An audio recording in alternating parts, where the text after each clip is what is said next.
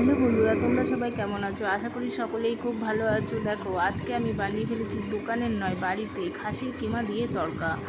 তবে ডিনারটা আমি এটা দিয়েই সারবো। দেখো, এখানে আমার তড়কা পুরো রেডি হয়ে গেছে। আটাটাও ছেনে রেখেছি। এবার রুটিগুলো বেলতে হবে। আমি রুটি ভালো বেলতে পারি না। আমাদের বাড়িতে বনু এসেছে, বনুকে বললাম যে বনু আমাকে রুটিগুলো একটু বেলে দে, আমি শিখে নেব। তাই বনু বেলে দিচ্ছে। দেখো, বনু বেশ ভালোই গোল করতে পারে রুটিগুলো। আমার দ্বারা এত গোল করা হবে না। বনু রুটিগুলো বেলে দিল, আমি এদিকে রুটিগুলো সেঁকে নেব।